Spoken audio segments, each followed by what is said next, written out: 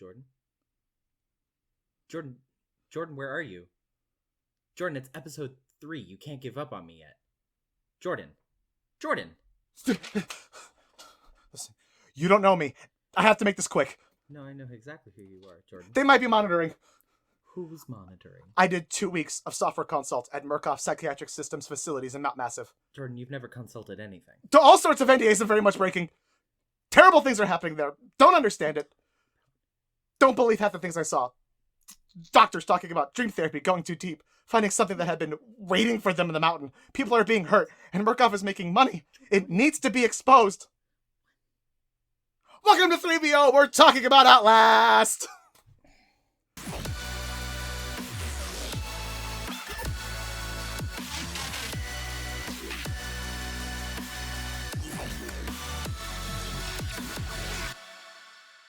What's up, everybody? Welcome to 3VO, where we're all on the same team. My name is Jordan. I'm one of your hosts. And I'm Brenden. I'm the other host.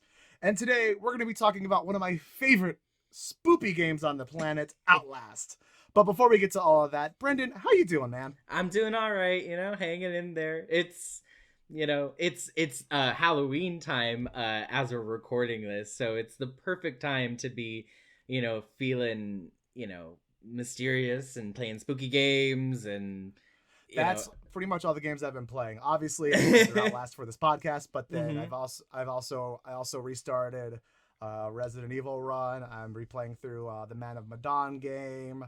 I also did the DLC for this game as well, so nice. It has just been, and on top of horror podcasts and horror movies and TV shows, I am fully invested in enjoying the month of scares. So just really torturing yourself. Absolutely. Oh, dude, I couldn't sleep for one night because I came into this exact closet and realized that the attic thing was like slightly moved, and I was convinced for about an hour that there's somebody living in my house. I've definitely been playing some spooky games too. I recently just downloaded BioShock Remastered and Layers of Fear, and a new one that I'm excited about that I haven't played yet. It's called Perception. That one I'm really excited to play through. So yeah, just also really enjoying spooky season. Those sound like great games, and it sounds like maybe something we should do on a podcast at some point. Could be. I don't know what that voice was to do, but now we're committed to it and we're doing it.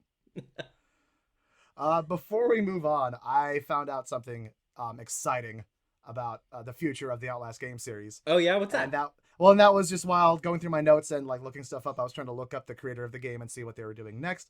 And it turns out there is another Outlast game that's going to be coming out. Really? Supposedly around 2021. It is called The Outlast Trials. All I've got so far, and this is all the information that I could find, is that it is going to be a full-player multiplayer game set during the Cold War. Human guinea pigs are involuntarily recruited by the good folks at the Murkoff Corporation to test advanced methods of brainwashing and mind control. Your morals and your endurance will be challenged.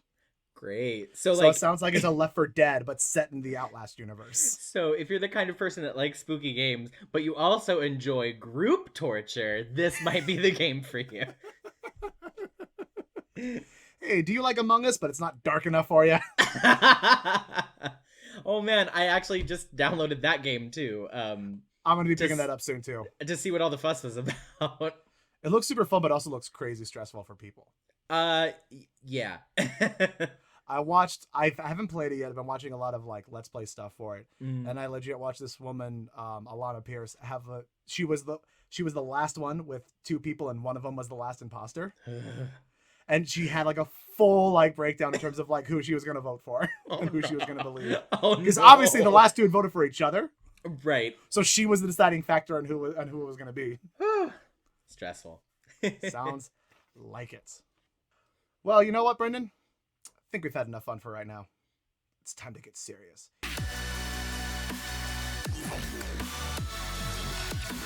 Outlast is a first-person survival horror video game developed and published by Red Barrels. The game revolves around a freelance investigative journalist, Miles Upshur, who decides to investigate a remote psychiatric hospital named Mount Massive Asylum, located deep in the mountains of Lake County, Colorado. It's already been brought up. I am a massive horror fan. I take it any way that I can. And there's a lot of, especially in the video game genre, there's a lot of horror games out there that are very, very good. I love Resident Evil. I love Dead Space. Big Silent Hill fan, all that stuff. There's just something about Outlast that it puts it at the top of my list. And I think it's because it's a genuinely scary game, but it's Mm-hmm. also still fun to play. Mm-hmm. And Yeah. sometimes in a lot of horror games, you kind of lose that element of like enjoyable playability for the scare factor of it, which isn't Mm-hmm. necessarily a bad thing. It doesn't always bother me, but I really appreciated that with Outlast.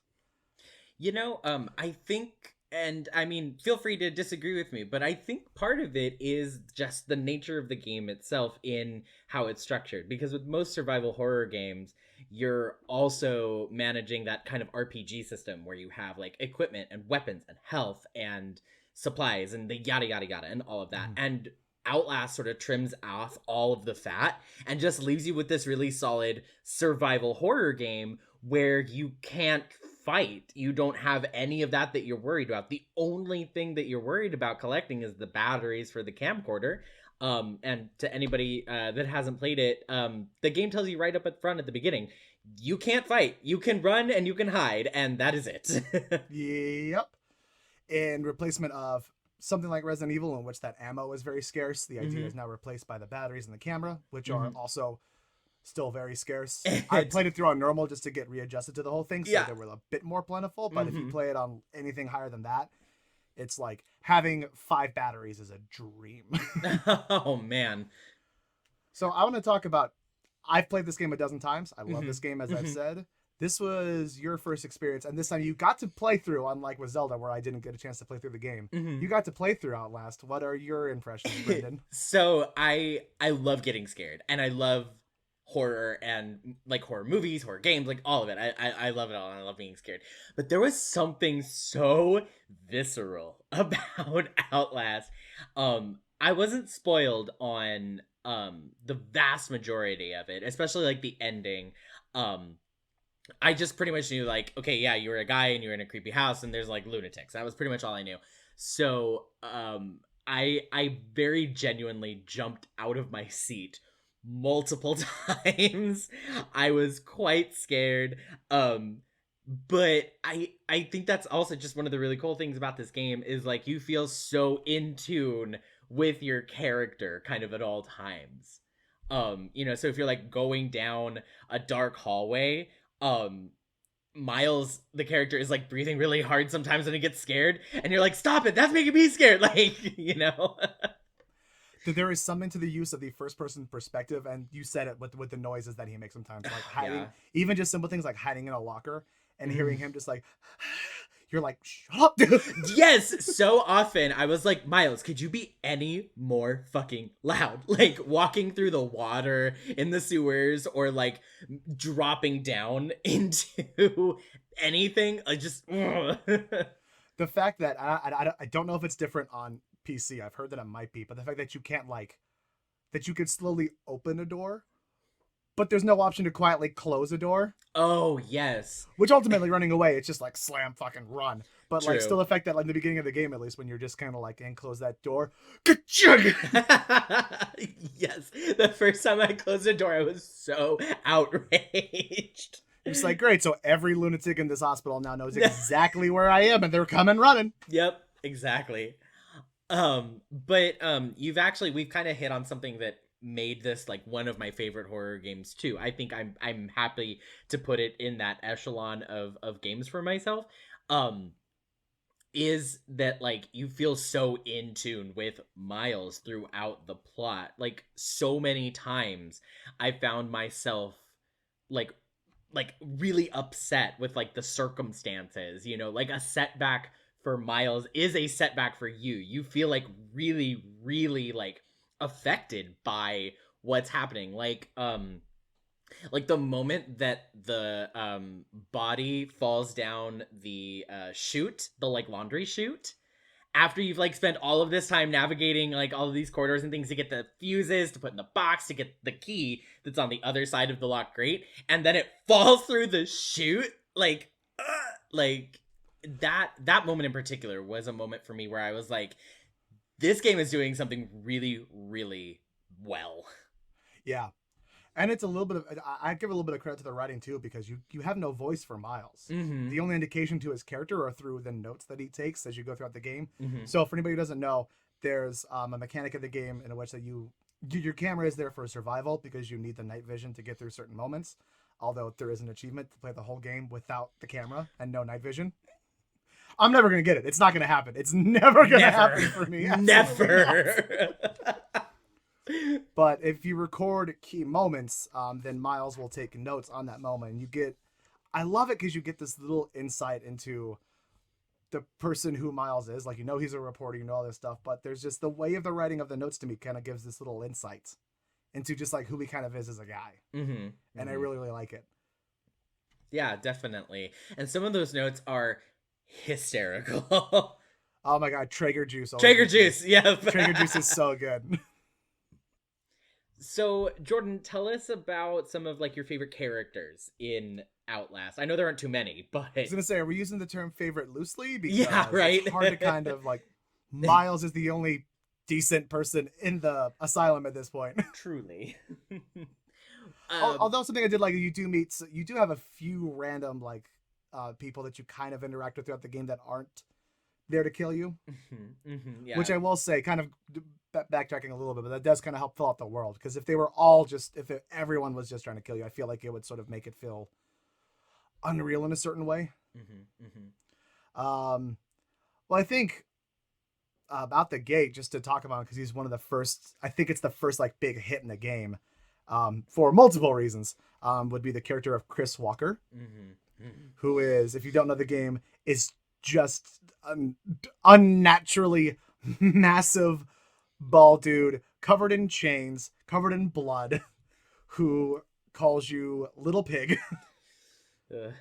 To which, let's go and talk about that moment, the first moment of really interacting with Chris Walker, when you're going through the little sliding part and then he grabs you. Okay, so that's one of my favorite things that I think they did really well in the game too, is like, because before that there's another corridor that's like very like narrow, and you have to walk through it, and it's like the game teaching you like, oh, you can walk through spaces that are this big, right? You can like sidle through them, and the first one's fine, and it's like, it's just after you've gotten in the house, and you're walking through for the first time, you're still figuring out the mechanics, and then it's like, go up to this thing, you can walk through the narrow corridor, okay, cool, whatever, and you go through it and it's fine. And then more creepy stuff starts to happen, and you walk through the room that I'm sure we'll talk about later, but like that room where like bad stuff happens, like the bad place. And then you come out, and then there's another corridor, and you're still kind of new, and like nothing too bad has happened yet, so you're like, okay, it's fine, whatever. And you go through that corridor, and then that's when he gets you. And then every time after that in the game, whenever you're walking through one of those narrow corridors, you think about him grabbing you. And there's like this like psychological trauma that's been instilled as a player, and I was just like, oh, they got me. Yeah. Well, and it's a game mechanic moment too, because I don't know if it ever happened to you in your playthrough, but him especially, they can grab you from those little narrow passageways and pull you out. Oh, can they? Yeah, it happened to me a couple times in my last playthrough, where I was just like, I'm safe distance away, I'm good, and then I just got yanked. It's like that, any of the little like grates that you can crawl into that are on the ground and stuff like that. Really? You could get pulled out of that stuff. So it's a game mechanic thing, but also you're right, it is. I don't want to say the game was doing a slow build, because we'll talk about the room later, but you just get done walking through a room full of severed heads. Yeah. but you're right. It's like, it's the first time anything bad happens to Miles. Yes. And so it's such a jolt of just like going through all this environmental stuff, and all of a sudden it's like, oh no, I am also in danger here too. Yeah. Yeah, absolutely. And then you get fucking yeeted off the balcony. Straight up yeeted up. And there's other, I guess we'll go and call them villains throughout the game that sort of are involved throughout the entire gameplay, but pretty much from beginning to end, Chris Walker is sort of like your stalker in the game the entire time. It's just, the game has these wonderful pauses where there's just nothing happening. You're just running around, doing stuff, essentially getting from point A to point B, and then you'll either, my prime example would be in the water, when you're going through the dark, and you just hear this, you could probably see it, but I just heard a drop. And then like that low like brass sound kind of comes through, and I went, Yep, he's here. Yeah. Great. And I'm just walking around in the water in the fucking dark.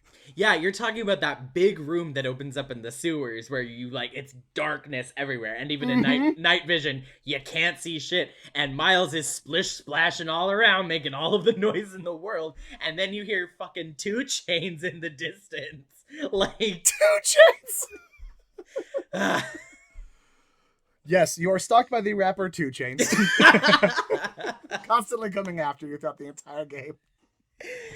For anybody who doesn't know, Chris Walker is always preceded by the sound of chains because of the chains that he wears. So, Which is the sound in this game. oh Is so, gosh, the chains on Chris Walker, like the little snippy sounds from Dr. Traeger's giant pair of freaky scissors, oh we'll also yes, cover later on, I'm sure. But you touched on it a little bit. I want to mention this real quick too. When we talk about the game where it's dark, we mean pitch black, utter darkness. If you don't have night vision on, you can't. I turned my brightness as far up as I could. You still can't see anything. The game doesn't. The game knows. The game was like, nah, fuck you. You don't get to see shit. Period. If your camera's off, you're done. And so truly. it's just like it's not even like you can navigate a little bit. So I don't know how people are getting that achievement. I don't know how they're getting the achievement of going through the whole game without the camera. It is baffling to me Mm-hmm. Yeah, because I would get turned around with night vision. Oh, yeah, absolutely, absolutely, and did multiple times have no fucking clue where I was going. If I've played this game a dozen times, I still get lost in moments. Mm-hmm. The first like big puzzle area where you just have to flip the switches at the big when you go down into the basement to turn on the security areas or Yes. to get the lights back on. Got completely turned around there. Was kind of like, all right, where the fuck do I go? Mm-hmm. It uses that like maze mechanic Mm-hmm. really well. They're not like they're not like big Yeah. intricate mazes, but it does have like that kind of quality to it when you're going through areas and stuff. Yeah. Well, when it's a big, like it's a big house, essentially like a Victorian kind of house with like lots of corridors and rooms and things, and it's unfamiliar and it's dark. And yeah, I mean that essentially is a maze, even though it's not set up like one really at all. Yeah. And it And does it, that very maze thing too, where you think like, oh, I know where I'm going, and then you just walk into a room that's a dead end. Only yes, now, unlike a normal hay maze, there's a psychopath chasing after you who yeah, wants you dead. yeah, absolutely. Um, Sorry, I cut you off a little bit. no, you're good. I completely agree. I don't know how anybody could get through that game without the night vision. Like, also like there's that whole moment where you lose the camcorder, and like if you weren't using it up until then, it's not a big deal, I guess, but like for those of us that are sane and use the camcorder, I guess, that was For us like, decent folks. yeah, that was probably the most nerve-wracking part of the whole game. And like I don't think anything comes after you while you're going for the camcorder, um but boy howdy, did it not feel like you were gonna get got. I did, since we're talking about it, I did a little bit of exploring during that moment because there's something I liked in it the first time I played the game was that the first time I went through, I was just trying to make a beeline to find the camera. And Yeah, I was just like, I need my camera back yeah, because I was terrified that things were going to jump out and jump out at me and try to kill me and shit like that.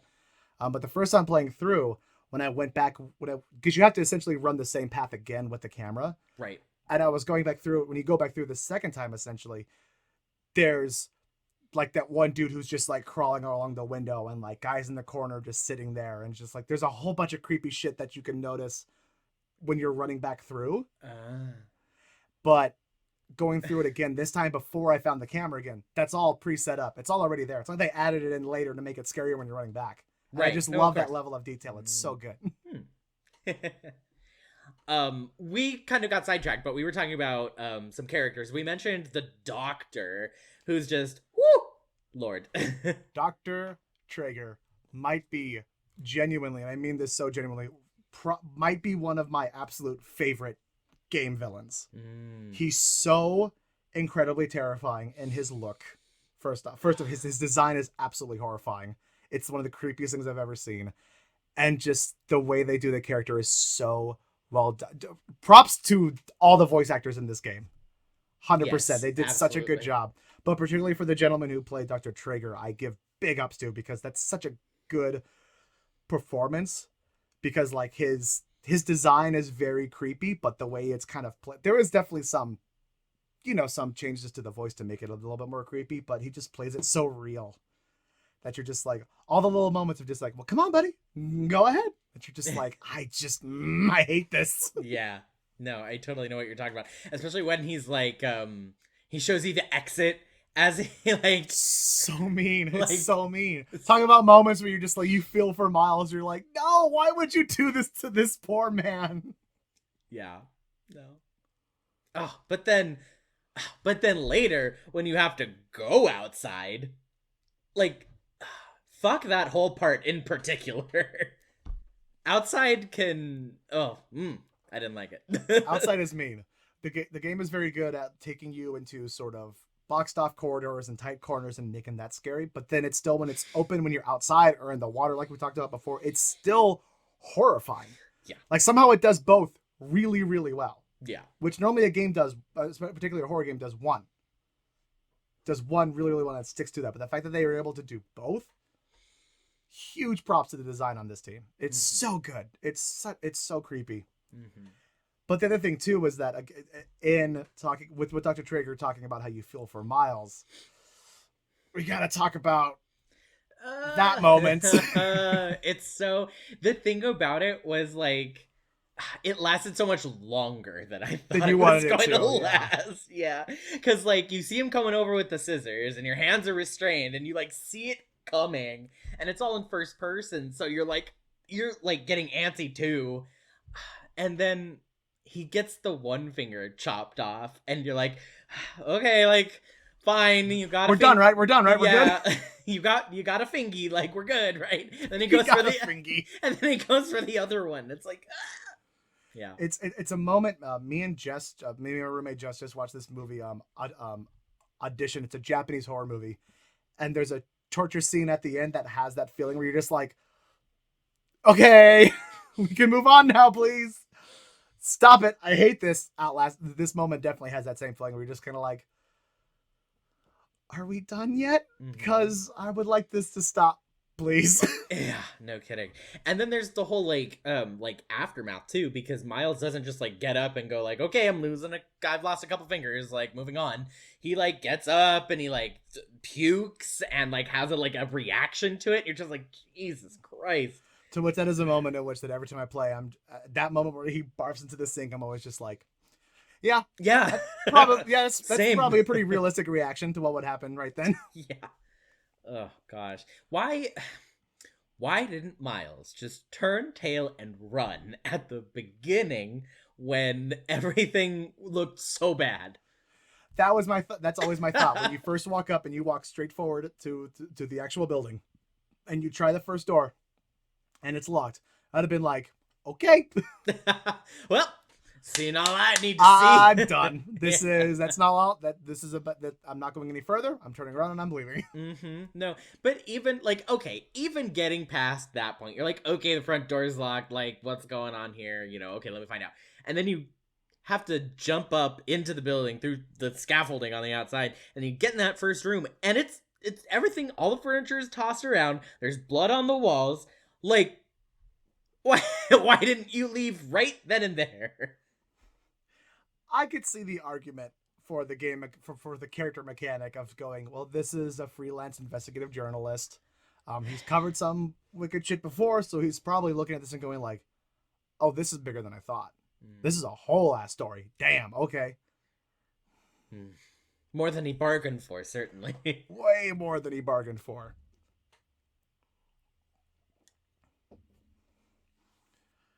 Brenden, how do you like the twins? I didn't care for that. No, thank you. The twins were particularly, because they have that same sort of quality that like Traeger has, where they're not just like raving mad, they're like kind of coherent, but also they're like big naked guys that want to kill you. I don't know if coherent is the right word. They're aware of their okay. Then coherent is right because they're more aware of what's going on than everybody else. But they're definitely not sane. Well, no, and I wouldn't say that either. No, sane, no. Coherent, yes, though. And like that's like it's the same quality of Traeger, I would say. No, you're like, right. You're right. Totally not right in the head, but like coherent.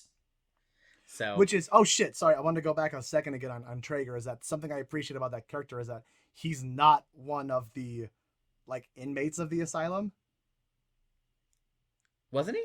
No, no, no, no. He was like Oh. part of the he was like part of the Murkoff board. There's notes if you dig around enough in the game. There's notes from Traeger. That's why he's Dr. Traeger. There's so there's so many notes. Oh yeah, and yeah, yeah. There's and so much. Oh, I I still haven't should. found everything. I still Oh haven't found yeah. everything for the game. Um. Okay, I thought he was. I well. No, so after the finger chopping scene, the next room you go into, there's that Yeah. guy Mhm. who's like hooked up and all that shit. And Oh, he's like, I'm not a You know patient. what? You know what? I just recalled the actual. I think it's maybe a note that Miles writes, or maybe a recording. But anyways, yeah, no, I know what you're talking about. He was on like the executive board, and yeah, yeah. Which I like is obviously there are inmates in the game that are chasing after you, but it doesn't just go, hey, the crazily villains here. Other people kind of got affected by this madness too, Mm-hmm. which I really appreciate because what's scarier than corporate greed? To which, by the way, the plot for this game is that this massive corporation, Murkoff, is doing these weird dream therapy experiments on the patients of this one asylum in Mount Massive. Mm-hmm. Which, glad we finally got to the plot of the goddamn game. It only took 20 minutes, but we got there. Pretty much. But But back to the twins. I really like them in design. I think they're creepy. Pretty much like a terrifying Tweedledee and Tweedledum. I would imagine was kind of the inception for those two characters because they have that back and forth that they kind of have. mm-hmm. Which it was just like, I want to eat his liver. It's all yours, brother. It's like, Yes. God, okay. Yeah. Mm-hmm. Yeah. You only really deal with them a couple times though, from what I remember, in terms of like them actually coming after you. I think you're absolutely right, because there's the first brush with them where they're just kind of scoping you out, and then there's when they're coming down the hallway in the dark, and that's when the game teaches. Oh yeah. That's when the game teaches you, hey, jump out a window and you can like shimmy down the ledge, and that's how you get past them. And then one other time they're coming at you in the dark, and then you see them right before the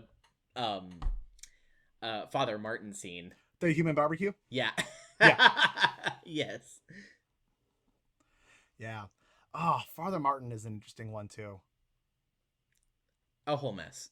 It's a whole mess. A whole where you're mess. just like, he's technically a sympathetic character, but he's also the reason you're really stuck there still. Mm-hmm. So there's a weird back and forth where there's like, all right, dude, I can tell you're trying to do the right thing here, but you're so misguided that it's gonna get me fucking killed. Yeah. For anybody who hasn't played Outlast, Father Martin is this character. He was an inmate, and he thinks that he's been like been made like a witness, or like a what's the word, like a leader of like this new kind of like ideology. Prophet. Yeah, like a prophet. That's Prophet the would word. be Yeah. the idea. Yeah. Of this new entity that they're like worshiping kind of at the asylum, which is, you find out later, is the result of the experimentation that was going on. And I don't want to spoil anything for anybody who hasn't played it, but yeah, it's a mess. Yeah. There's like basically a cult that he starts, which is just like on top of everything else. Yeah. Within this game, there's like corporate espionage. There's a whole pseudoscience Nazi angle to the whole thing. There's kind of a ghost. Like, yeah. It's a ghost created by science is basically the way to put it. Play the game. It's not going to make Play much the more sense, game. but play the game. Yeah. And but then on top of that, this dude starts a fucking cult in the middle of all this shit. So it's just like, okay. I guess. Sure. And it's a cult about like killing people. Yeah. Pretty much, yeah. Pretty much. This game is just batshit in all the right ways. It just, everything it goes for, all the really insane ideas it goes for like 110%, which I really, really appreciate. Including having a Nazi scientist hiding in the basement. Okay, so talk about that a little bit. Sure, let's dive into that a little bit, I guess. Well, this whole thing, it still doesn't fully make sense to me, but it made a little bit more sense when I gained a little bit more knowledge through to shout out another podcast that doesn't need the shout out. Last podcast on the left, they dive into a lot of like occult stuff, a lot of governments, a lot of like secret government stuff, and I learned more about, and through them I learned more about this thing that is real called Project Paperclip, which they mentioned in one of the notes, and Oh, Outlast, which was the okay. program that the US government did to recruit former Nazi scientists and use them here for our Okay. own game, which Okay, is so how that was a real thing. it was a Project Paperclip is a real thing that happened. So Oh. yeah, so arguably this could have been a thing. Like I Okay. mean, with the extreme, obviously excluding the extreme part of it, but like the whole thing with like the Nazi scientists and using their science that they were looking, their pseudoscience that they were looking into, and stuff, because the Nazis did do that. Hmm. They did look into a bunch of weird shit at one point. Like Hmm. Hitler tried to recruit aliens once. It was Great. just like, fuck it, let's see what'll happen if we reach out to the galaxy. Just throwing spaghetti at the wall and seeing what sticks. Pretty much. Oh, brother. Okay, but that's interesting. So then that being said, like without getting too spoilery, what did you Mhm. think about like that like kind of twist then, I guess? It's well, it's fine to bring up because it is one of my favorite moments in the game. Is the part where you have the, as I called it, the human barbecue with Father Martin, Yeah. and he says your exit is this way, and then you get let out by the Naked Twins essentially, as they kind of open the doors for you, and you're like, oh, okay, I'm done. You have one more run in with Chris Walker as he chases you through the halls, and then you get into the elevator, and it drops you a level, and you see the exit door again, but then the doors don't open, and you go down again, and then the whole environment completely changes on you. It looks like when you first step out, you look like you're in Hoth. That's true. Yeah. You're just surrounded by these like icy walls, and you're just Yep. like, where the fuck am I now? Like, what is this? Okay, so then I have like a genuine question for you. Did Yes. you think that like that was like the on your first playthrough? Did you think that that was like the end? Like I'm gonna go down the elevator, I'm gonna hit the exit, and I'm done. I didn't think it was going to be the end, and if it was Okay. going to be, I would have been bummed because Yeah. as much as I wanted Miles to get out, I mean, it created that hopefulness of like, I kind of want it to be a shitty ending where he just leaves. Because then he's safe. You know, like when you watch a really good horror movie, you always want the moment of like, and then the police showed up and everything was fine. It's kind of my hope. It was just like if the thing just opened and Miles just got back in his Jeep and left, I'd have been like, oh, thank God. I mean, that's a bullshit ending, but thank God. Right. No, I was curious though if you thought like that was gonna be the end because I 100% did not think for like by any stretch of the imagination that it was gonna be the end. There was too much like unsolved at that point still. Didn't think it was going to be the end. Didn't expect the ending that happened. Though. Did not expect anything that happened after that point. No, but yeah, yeah. Because first time playing through, I didn't really collect a lot of the notes, or at least I didn't read them the first time. So, Mm. other than the hint where you have the conversation in that theater where the projector's going, Mm-hmm. and you have, I don't remember, I didn't write it down. That's a mistake. The Nazi scientist guy's name, Wernicke. Wernicke. Thank you. Yeah. Having him talk about like dream therapy and blah blah blah blah blah, and Yeah. how there's no such thing as a supernatural and whatnot. Mm-hmm. So that was a little bit of a hint that there was going to be more. Right. But then like dropping down to a whole other level and there just being like a secret lab Yeah. underneath the asylum. Yeah. Nope, did not see that coming at all. Yeah. No, me either. Definitely. How much of the notes did you collect? Like, did you kind of go seeking them out, or did you just kind of pick them up as you were? So my exploration stemmed from a need to never run out of fucking batteries. So so my goal was to get batteries, but I ended up picking up a lot of the actual documents that you can pick up. So I was reading a lot of that stuff. I didn't get as many of the recordings, I think, just due to like bad, like not having the camera up to record those moments. There were definitely like towards the like I'd say about halfway through the game and onward, I was kind of getting the rhythm of like, oh, this is probably like a recordable moment to get a note. So I was starting to get them more towards the back end. But I think I got a fair amount of them. I don't really know. I don't know how many there are. I don't know the exact number either. I pretty much had my camera out the whole time as much as I could because I didn't want to miss anything like that. Hmm. So I think I've got the achievement. I think I got the achievement before from getting all like the recorded notes from what Miles sees on camera. I think. So I think I've got all of those. But that's what was I? Damn it! I had the thought. It's gone. What were we talking about? Shit. Oh, Garrett, I'm so sorry, man. I'm so sorry, dude. You know that this is staying in now. Damn it! Son of a bitch. No, take me back. What the hell were we talking We were about? talking about the recordings and having the camera out and the documents and batteries and ghosts and Oh, got it. No, yeah, I just just another part of the mechanic that I want to mention because you talked about your main goal was just finding batteries. Yes. Essentially, was that it made me realize that this does something sort of in the opposite vein of something like what we talked about with Mass Effect, in that exploration of Mass Effect tends to always have a either neutral or a net plus sort of benefit to it. Mm-hmm. Where in this, even if even if you get nothing out of it, that's a negative thing because then you wasted time and battery life. Mm-hmm. Yeah. Which is just like another mechanic in which it makes you scared to do things in the game because then it's like, okay, I see that door's open. There could be a fucking battery in there. Mm-hmm. But there could also not be a battery in there. Could also be nothing. Yeah. And battery life is so precious in this game. Yeah. Even on easy mode, it's so precious. Yeah. And I played on normal too because I didn't want to have a bad experience. I wanted to get through the game in like, a reasonable amount of time. So I was like, okay, we're going to go with normal, it's fine. Right. And there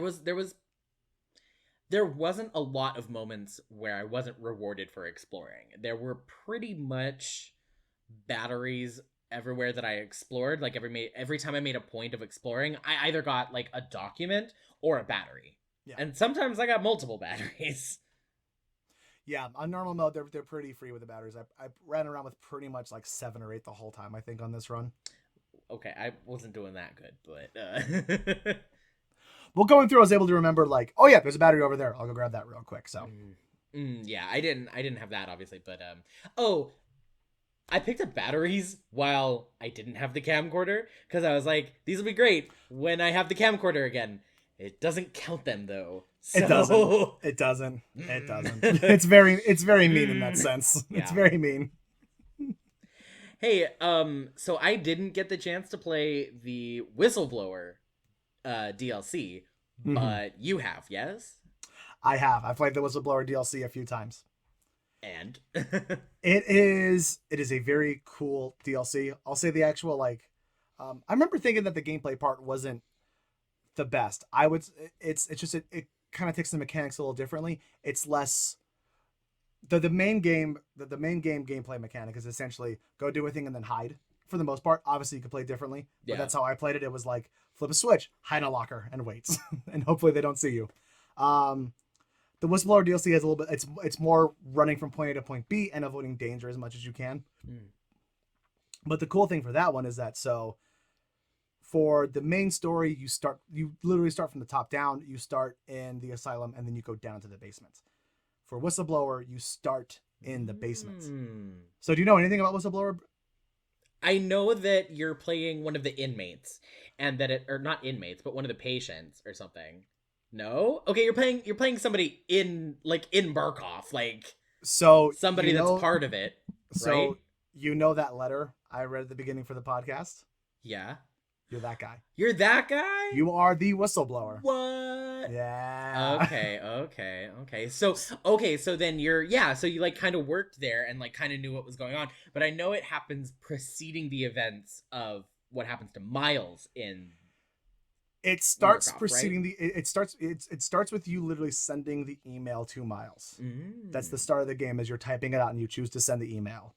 And then you get caught and then you get volunteered to be one of the inmates. Okay. Because something you also find out in the notes throughout the game is that some people kind of get forced into being a part of the experiments, which is super interesting. Yeah, which is super interesting to me. I love that. I love that part of the story. So you get volunteered to be a part of it, but then as that happens is when we got to get a little spoilery, is when essentially the whole Wall Rider thing happens with Billy Hope. And that kicks off, and so that is sort of your means of escape, is that you use that setting off point to go into it. So it starts there, but then I'd say midway through the DLC, there's a point in the game in which a lot of time passes, and then you end up in a place where you're sort of running around whilst Miles is also already in the asylum doing stuff. Okay. Interesting. Very cool.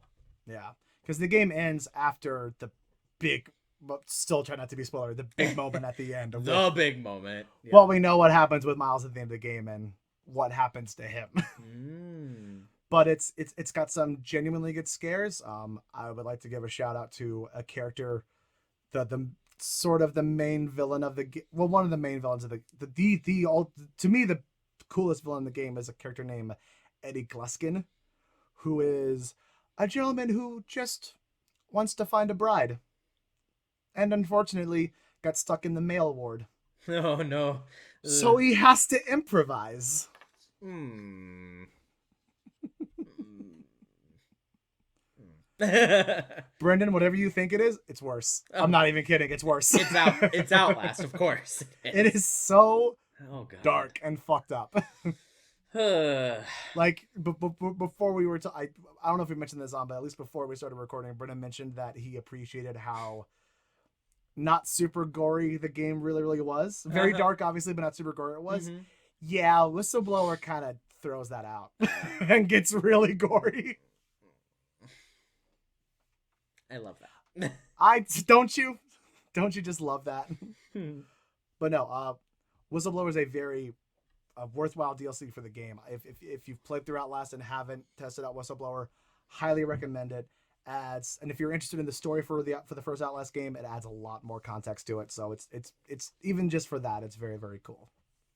Excellent. Yeah. I'm gonna play it eventually, I'm sure. Just like after my heart has calmed down Yes. from the first one. And is genuinely terrifying. Still just as scary as the main game. And short. I think I blew through it in like 2 hours. Oh, okay, real short, yeah. Yeah, it's a nice short thing. It doesn't try to do the same thing as the main game. It's just here's some more context, here's some more scares. Outlast, to be fair, wasn't that long either. Um, It's not. it's not that long at all. Which thank God, because I don't think my tiny little heart could take any more of Yeah.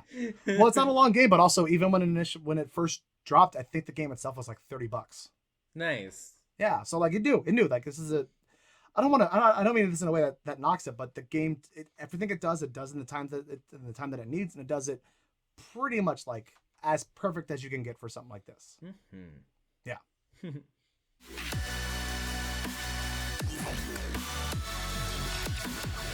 Hey everybody, alright, it's time for our bonus round for our Outlast episode. I thought it would be really fun if we played some Mad Libs with some of the notes from Miles in the game of Outlast. So I'll go first. Basically, I'm gonna ask Jordan for some different parts of speech to fill in some of these notes, and then I'll read the original to see what it should be, and then we'll read the creation that Jordan comes up with, and we'll go back and forth. So here we go. Jordan, give me a foreign word or like a word in a different language.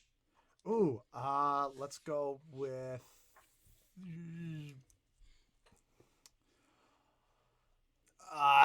Wow. Okay. This shouldn't be that hard.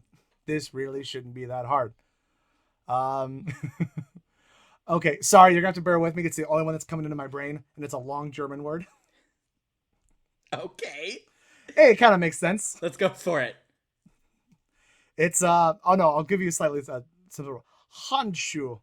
Handschuhe. Yeah. What does that mean for context? The easy translation is glove, but Oh, the direct German translation is handshoe. handschuhe. Okay. Hey, I was gonna give you that or Tafellappen. Oh, Tafellappen would have been great too. Oh well. You can do Tafellappen if you want. No. It's Handschuhe now. Handschuhe. It's Handschuhe. Give me a mythical creature. Chimera. Ooh. Sorry, I'm just trying to like off the cusp. Yeah. Give me like some natural like formation. Something natural found in nature. Oh, something natural in Or nature? like a place in nature. A place in nature. Like mountain. Okay. Let's go with river. And an adjective.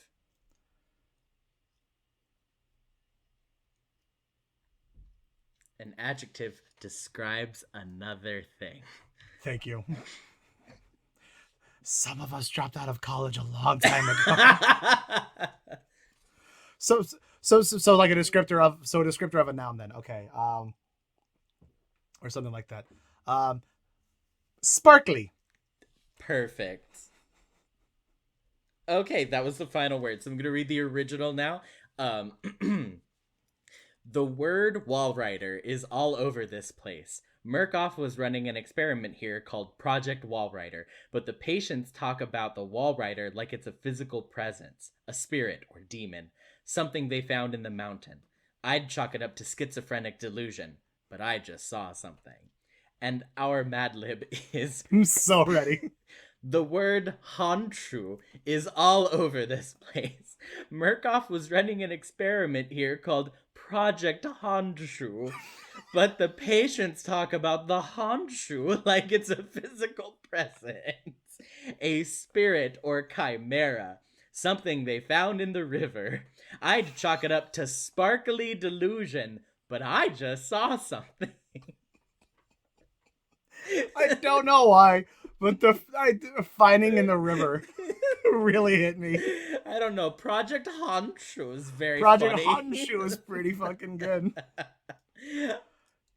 I'll stand by and say that Project Toffeluppen also would have been. It would have been very good. All right. Do you want me to go next, or do Yeah, I do yeah, that one you'll yours? go. Yeah, we'll go back and forth. Okay. So then, for my first one, Mm-hmm. I need a verb ending in ing.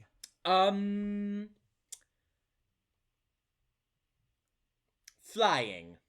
Okay.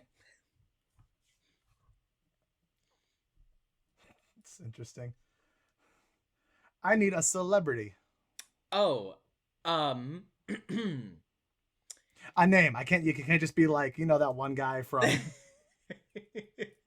um. Okay, I'm gonna go with Emerald Lagasse. the chef. Yep. Okay. I'm just gonna put Emerald because I feel like people will know. Sure. I need a location. um, the bedroom. Ooh. Does that work? Well, it does because then leading into the next one, I need a bodily fluid. Oh, tears.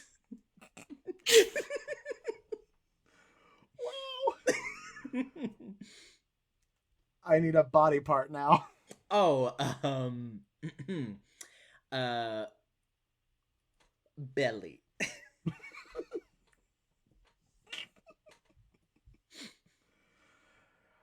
Garrett, at some point, I'm gonna need an isolation on just Brendan saying belly because that's gonna be my new text tone. No, not belly. All right, that's all I needed for that one. So the original text reads, I'll bring it over here so I can I'm get that on the worried. mic. The big fucker is stalking me. Found a patient file for a Chris Walker, ex-military police, several tours in Afghanistan. A lot of the blood in this place is on his hands, but not all of it. Ours reads, the big fucker is flying me. Found a patient file for an Emerald, ex-military police. Several tours in the bedroom. Oh no. A lot of the tears in this place are on his belly, but not all of it. Oh no. How did you make that creepier? Something about crying on Emerald's belly. Oh, God. Ooh, okay. Well, bodily fluids are fun, so I also need a bodily fluid from you. What a transition that is. All right. Sweat. Okay. And I need like one of the five senses. Taste. A noun.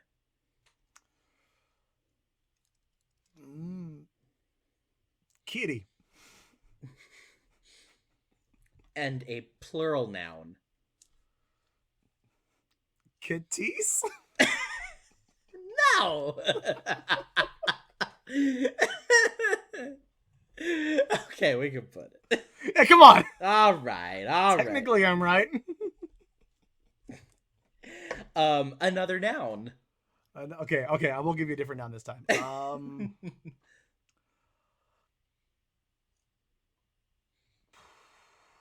Maybe I won't. I'm just thinking cats. Oh no.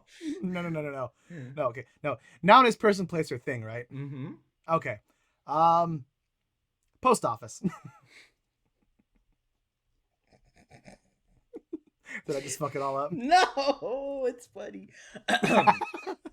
So, the original reads like this. So much blood in the water, I can smell it. Like putting a penny in your mouth when you were a kid. The whispers are making more sense. I'm looking for static. It's like an itch. And ours reads, so much sweat in the water, I can taste it. Like Ah! like putting a kitty in your mouth when you were a kid. The kitties are making more sense. I'm looking for the post office. It's like an itch.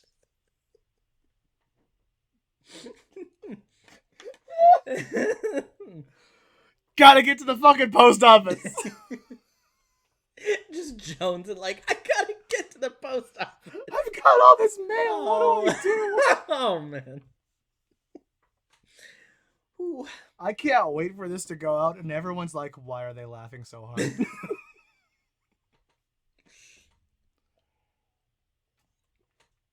And then the next shot is both of us taking a drink, and they go, ah. Ah. Well, that was delightful. If you're under 21 and listening to this podcast, we are both over 21 and drinking responsibly at home. Absolutely. And you should drink responsibly as well. Doing anything stupid after this? So yeah, don't drink and drive, and don't drink and be stupid. Have a nice glass of wine at the end of your day, and and just relax. Go to a podcast. It'll be fine. When you're of age. When you're of age, of course. Because we definitely didn't start drinking before we were of age or anything like Jordan! that. Our podcast stance can't be like kind of okay with underage drinking. You've ruined it. I'm not saying we're okay with it, but I'm not gonna lie to these people and be like, I never drank before I was 21.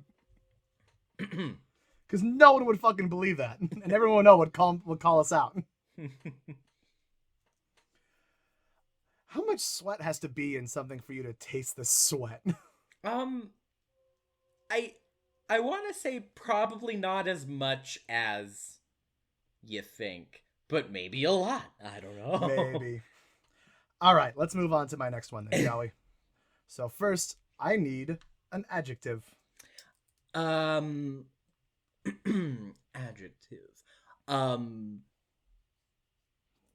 Crumb-like. Okay.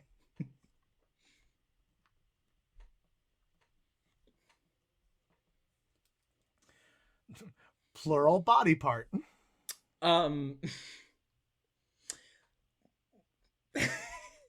Not gonna say what I thought of. Do it. Booty cheeks.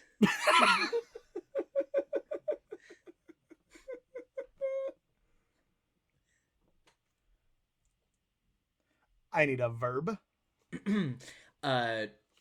Twirl. Or to twirl, or twirling, or whatever form you needed it in. Okay. Slight adjustment on it, but yeah, it's still. Another verb. Prance.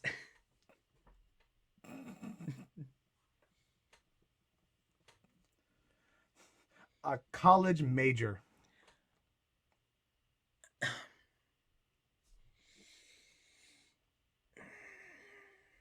I'm going to say archaeology. I like it. A type of sports equipment.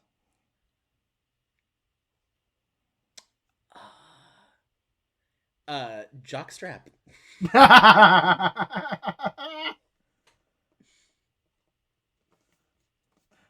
I'm 12. Just cackled out loud to the word jockstrap. It just hit me. What kind of a person I am. A type of car. Oh, jalopy. I'm gonna guess that's how you spell jalopy. So then, the original sick fucker cut my fingers off, has tortured and mangled dozens of patients. I watch him murder another one. Nothing I can do about it. Tucks like a white collar business school douchebag. Probably has a set of golf clubs in the trunk of his Audi. Oh no. Ours is, and I'll make some adjustments to make it like Yeah, flow a little bit better. yeah. This crumble like fucker cut my booty cheeks off. Has tortured and twirled dozens of patients. I watch him prance another one.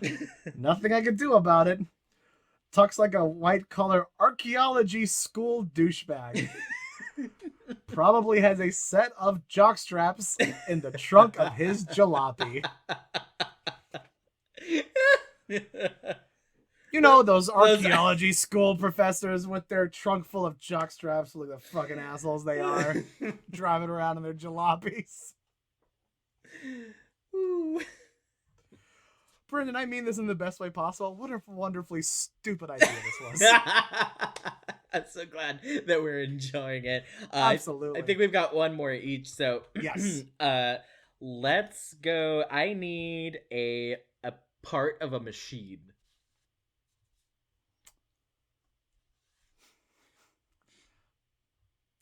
A nut. As in like a nut and bolts. Okay.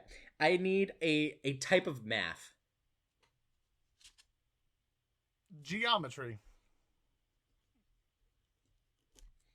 I need a noun.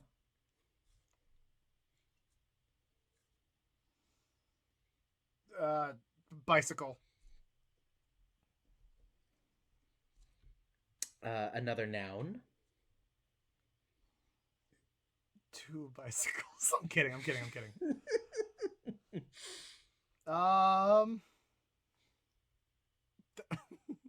I can't just be like the 10 freeway, can I? The answer is yes, and. If it was gonna fuck you up completely, you could have told me.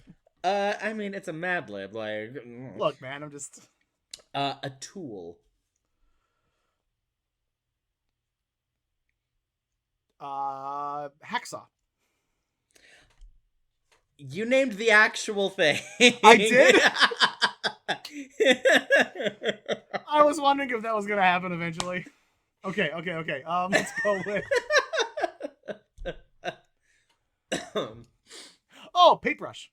It's a tool. And just one more noun.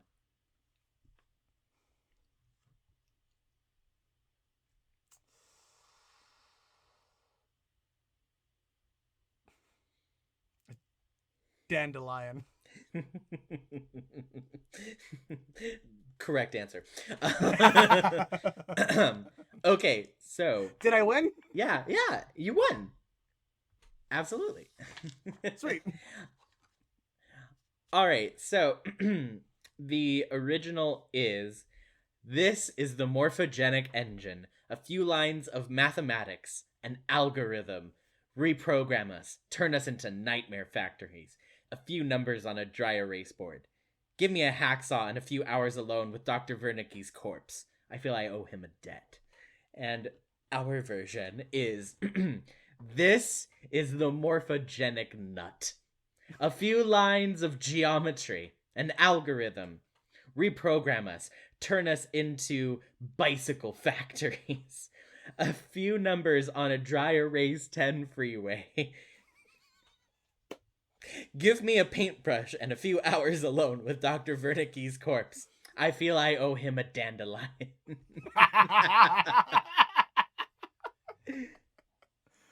I think we lost Beautiful. It in the middle with the 10 freeway. Like when you got back with the paintbrush and the dandelion. Yeah, I feel like, we veered course a little bit there, but well, thank you for the yes and, even though I derailed you a little bit. All right, and my final one. So first, Brendan, I need an adjective. um, uh, wasted.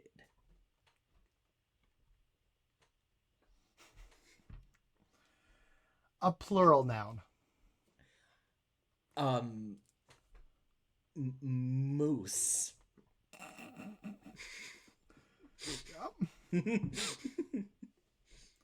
I need a verb. uh, let me think. We did prance and twirl. um, how about uh, stomp?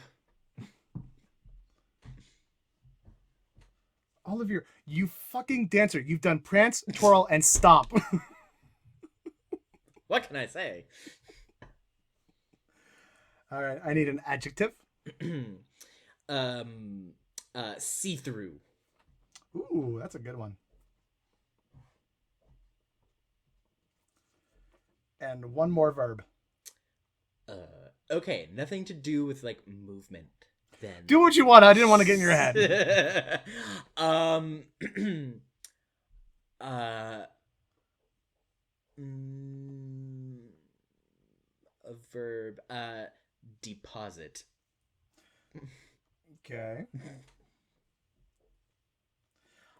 Okay. So, the original note for this one was a dead body at the bottom of the elevator shaft, surrounded by food. He barricaded himself in someplace safe, someplace nobody could reach him. It didn't work. Ours is a wasted body at the bottom of the elevator shaft, surrounded by moose.